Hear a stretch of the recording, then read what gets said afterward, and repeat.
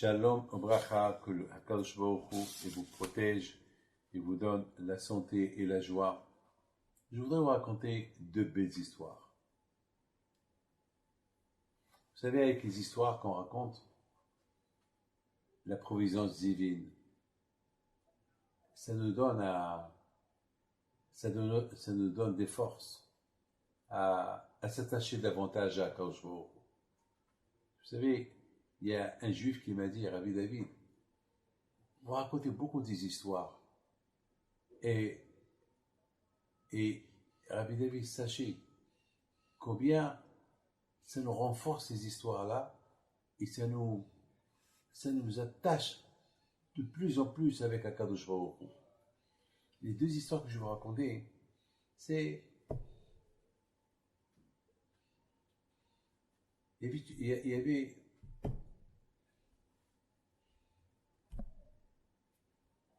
un garçon qui habite à Ra'anana. Je l'ai déjà raconté plusieurs fois cette histoire, mais je la raconte encore. La force du Shabbat. Il n'a pas d'enfant. Et je lui ai donné un conseil.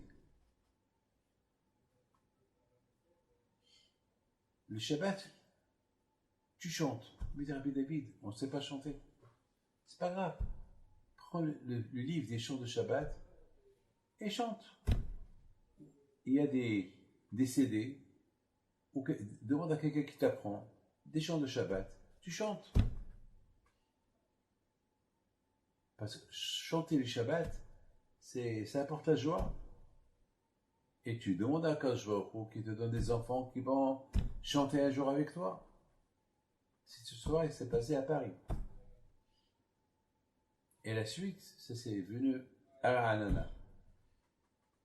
Et quelques temps plus tard, sa femme est tombée enceinte, elle a eu 2 filles. Baruch Hashem. Je lui dis, Rabbi David, vous ne pouvez pas imaginer, mes 2 filles, aujourd'hui ils sont grandes, Baruch Hashem. Depuis que j'ai commencé à chanter Shabbat, ma femme est tombée enceinte, et j'ai eu 2 filles, et ils adorent chanter. Je les prends à l'école, ils chantent. À la maison, ils chantent. Tout le temps, ils chantent.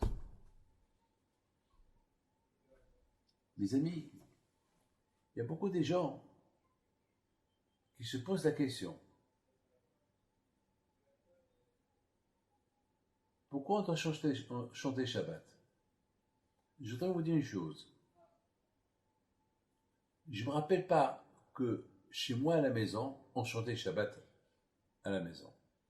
Tout ce que je peux vous dire, c'est que notre repas de Shabbat à la maison, c'était dans la maison de Rabbi Haim Pindo. Et dans la maison de Rabbi Haim Pindo, il y avait toujours les piyutim, les chants. Vous savez, on a grandi dans la émouna. On a grandi dans la joie. Mais on n'était pas riche. Mon père n'était pas riche. Difficilement qu'il y avait de quoi se nourrir. Mais on était heureux. On était content.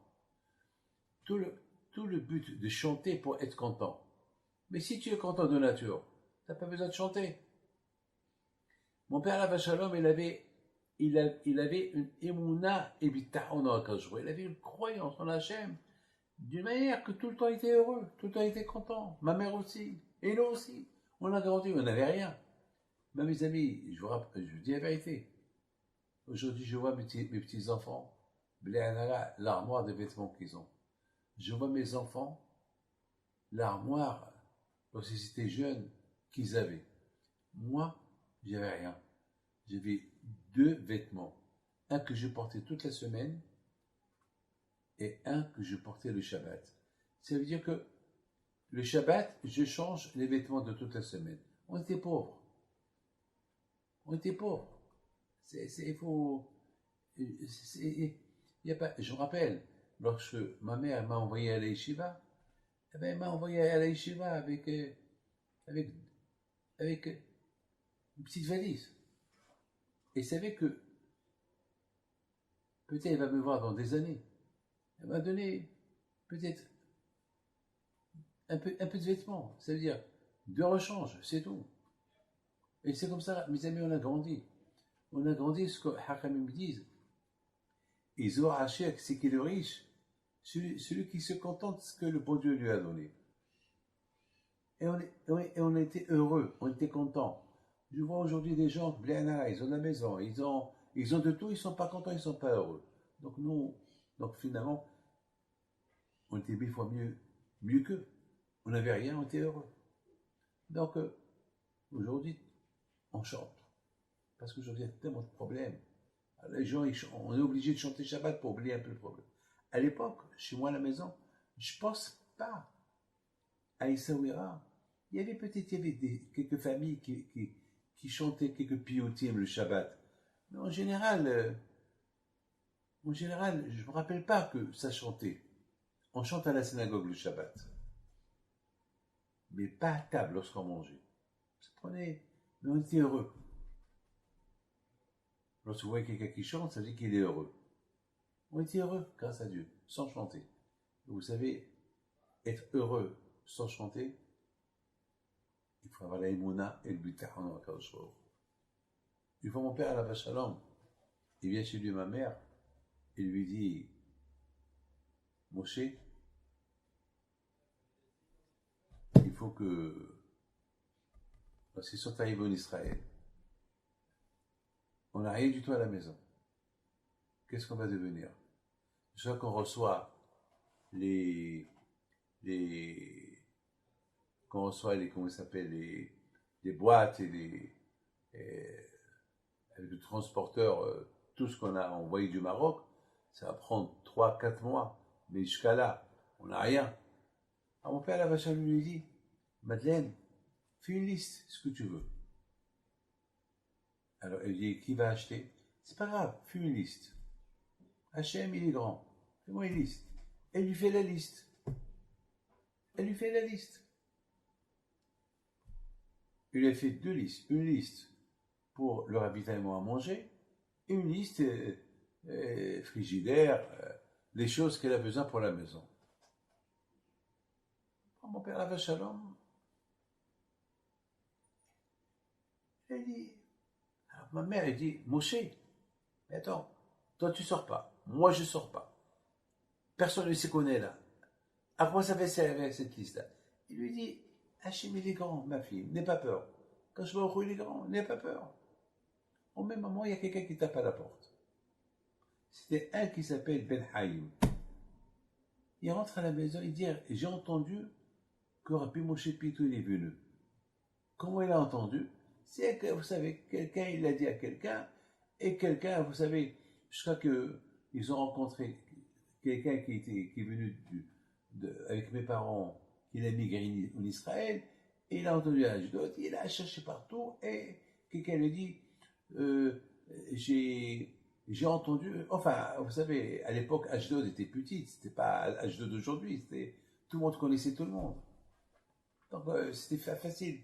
Mon père, la vache, lui dit, ça tombe très bien. Il dit, je t'en prie, avant que je te fasse la bracha, tu vas aller chercher un juif qui s'appelle Shlomo Weizmann et donne-lui cette liste, les ravitaillements que j'ai besoin parce que je sais qu'il a un magasin. Il dit, Rabbi Moshe, je ne connais pas Ashdod. Il dit, rien que va prendre la bicyclette. Tu veux une bicyclette? Il dit, oui. Prends la bicyclette et là où la chaîne elle se casse, c'est là-bas à Shlomo Weizmann. Il a les Mouna. Il aurait pu dire, mon père, c'est un fou. Il prend la bicyclette, il va, et à un moment donné, la chaîne, elle tombe à côté de mes cases bêtes, à côté d'un magasin. Il essaye, il regarde à gauche et à droite. Il y a un juif qui vient chez lui et lui dit, tu veux que je t'aide pour arranger la chaîne? Il lui dit, ça ne vous dérange pas? Non, ça va. Il lui dit, qui es-tu? Je t'ai jamais vu par là. Il dit, non, je cherche un qui s'appelle Shlomo Weizmann. Et je lui dis, c'est moi. Comment vous comprenez cette histoire-là? Il dit, voilà, Rabbi Moshe Pinto, il est à Rehov Rav Maimon, il m'a donné cette liste pour toi. Il était tellement heureux et content, tout de suite, il prend sa voiture, il va chez mon père à la Shalom, pour être sûr que c'est pas de la rigolade. Il voit que c'était mon père, il était tellement content, il va, il fait les achats, et après, il a pris même notre liste avec des copains à lui, ils ont tout acheté En 2 jours, la maison était déjà meublée. Comment vous comprenez cette histoire? C'est l'aïmouna et le bitachon. Ben, c'est comme ça que mon pays vivait, dans l'aïmouna et le bitachon. Il ne manquait rien du tout. Que le bon Dieu vous protège.